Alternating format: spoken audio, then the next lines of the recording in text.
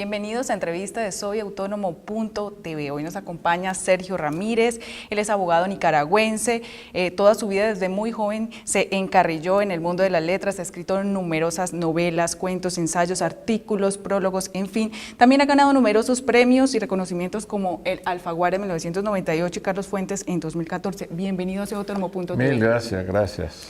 Bueno, Sergio, dijo usted ayer, el arte de escribir novela es poner de cara al lector mentiras verdaderas y el éxito de un escritor es que el lector le crea sus mentiras. ¿Por qué lo dice? Porque la novela es un mundo de ficción o un relato de imaginación, es ficticio del comienzo al final, pero en el lector se produce esto que se llama en literatura la suspensión de la incredulidad. Quiere creer, pero quiere creer que lo que está leyendo es real cuando la historia está muy bien contada. Y puede meterse de cabeza en la historia creyendo que todas las mentiras que le están metiendo son verdaderas.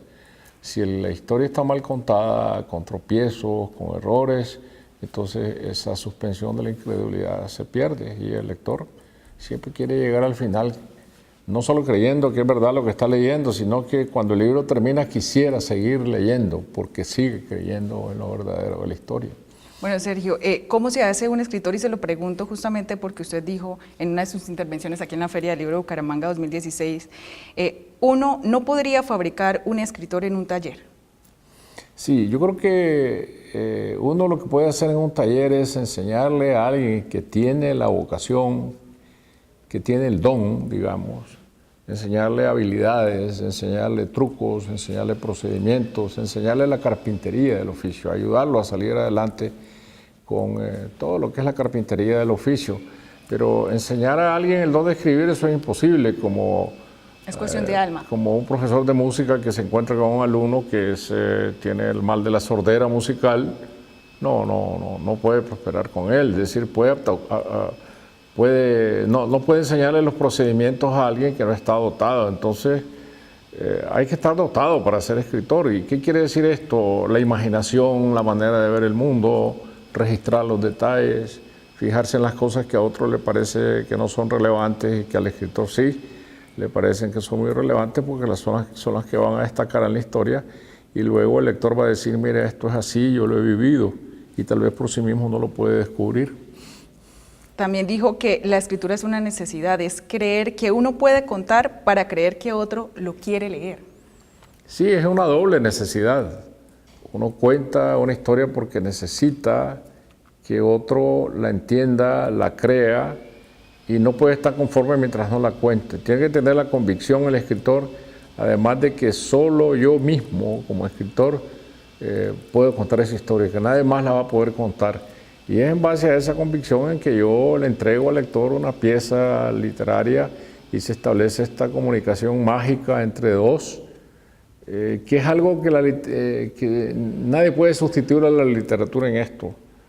Porque si nosotros vamos al cine y ya vemos 20 personas viendo la misma imagen, pues identificamos la misma imagen. Pero el lector lo que lee son signos.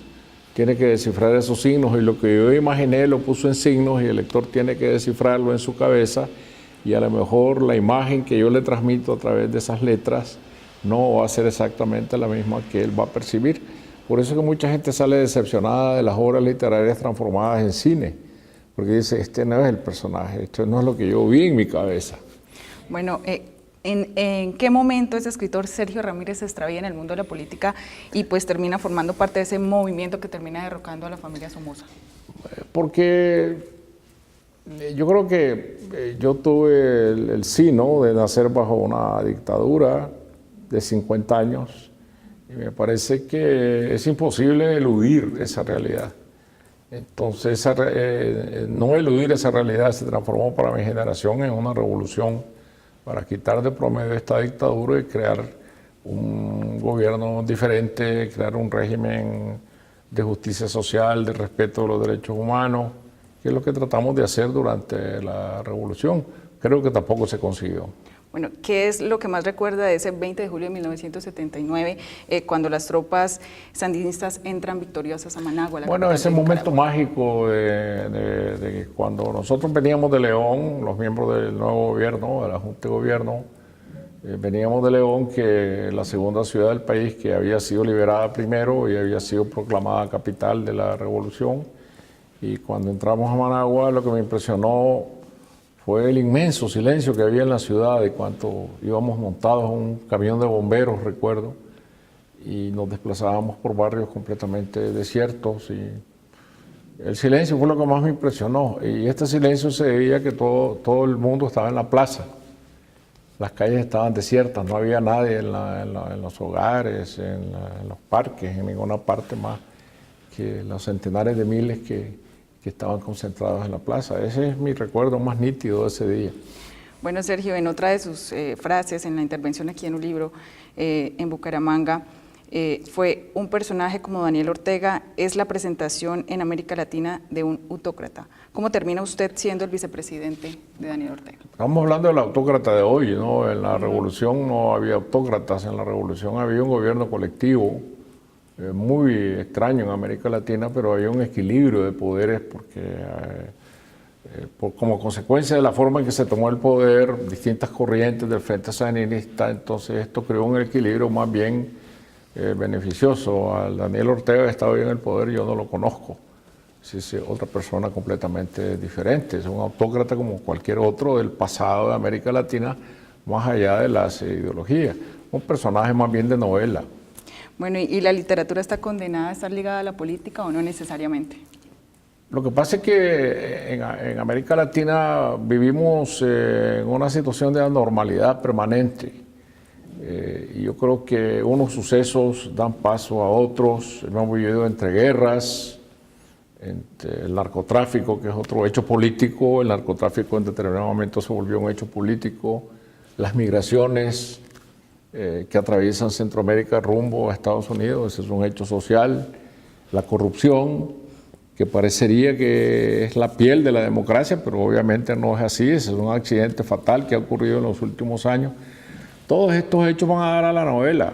Si estos hechos no existieran, pues el novelista no desaparecería, pero tendría que ir a buscar otros temas. Entonces, de alguna manera, el novelista latinoamericano vive de la anormalidad de todos los días. Bueno, otro de los temas de su país es que hay que entender que en Nicaragua Rubén Darío está en el aire. ¿Se está ocupando usted de su obra en este momento? Hoy tuvo una presentación evocándolo. Sí, ahora que se cumplen los 100 años de Rubén Darío, la Academia Española de la Lengua y la Asociación de Academias Hispanoamericanas hicieron una edición conmemorativa donde está incluido algunos libros de poesía, otros de crónica, y a mí me tocó escribir el prólogo de este libro. Me pidieron escribir el prólogo de este libro y por eso tuve que reflexionar de nuevo sobre lo que la obra renovadora de Rubén Darío significa en la lengua. Y yo estoy convencido cada vez más de que sin el modernismo que encabezó Darío, la lengua no sería la misma. No es la misma. Desde Darío hasta Borges, la lengua ha cambiado muchísimo. Bueno, damos un salto en el tiempo para hablar de la forma en la que la tecnología afecta el lenguaje.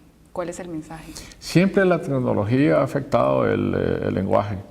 Yo en esta charla ponía de ejemplo los viejos telegramas, que uno iba al telégrafo a escribir en una esquela y el telegrafista contaba las palabras y el mensaje se pagaba por palabras. Entonces, para pagar menos había que comprimir palabras o cortar palabras, como escribir un tuit, que ya se sabe que más de 140 caracteres no admite un tuit, y por lo tanto hay que limitarse a ese tamaño, ¿no? A ese número de caracteres. Y recuerdo también que cuando se usaban las viejas máquinas de escribir mecánicas, las teclas no traían los signos de abrir la interrogación y de abrir la admiración. Entonces muchas obras literarias en América Latina se escribieron sin estos signos de admiración e interrogación en su apertura, una violación de las reglas ortográficas, porque el español es el único idioma que abre y cierra la admiración y la interrogación. Es una particularidad del español.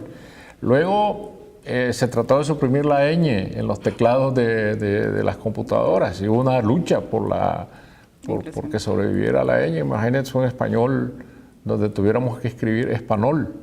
sería absurdo, ¿no? Entonces hay una modificación constante y hoy en día pues el lenguaje digital modifica también el idioma, en los tweets, en los mensajes de los jóvenes. Ahora los mensajes tienen muchísimos signos gráficos, las famosas caritas sonrientes. Eso es parte del lenguaje hoy día, no podemos negarlo. El lenguaje es un organismo vivo, un organismo que muta, un organismo que se transforma y luego los diccionarios lo único que hacen es certificar que estos cambios se dieron en la vida, pero no en los diccionarios mismos. Bueno, finalmente, Sergio, y por lo que estamos pasando en el país, ¿se puede dar Colombia el lujo de dejar de refrendar los acuerdos de paz para terminar con la guerra de las FARC, una de las más antiguas de Latinoamérica? Yo creo que no, yo creo que se ha llegado un momento, felizmente, se ha llegado un momento sin retroceso. Los acuerdos de paz han sido concluidos tras un arduo proceso de negociaciones que nunca es fácil. Estos acuerdos te están ganando el reconocimiento de la comunidad internacional. Hay países que han estado interviniendo como Noruega, Estados Unidos, además de Cuba, que ha sido la sede de estas conversaciones. Entonces después vendrá necesariamente el referéndum aquí y yo estoy seguro de que el pueblo colombiano va a votar para ratificar la paz, porque la otra alternativa sería de seguir adelante con la guerra, lo cual a mí me parece completamente absurdo. Muchas gracias, Sergio, por estar en soyautónomo.tv y bienvenido siempre a Bucaramanga. Muchas gracias a ti, muchas gracias.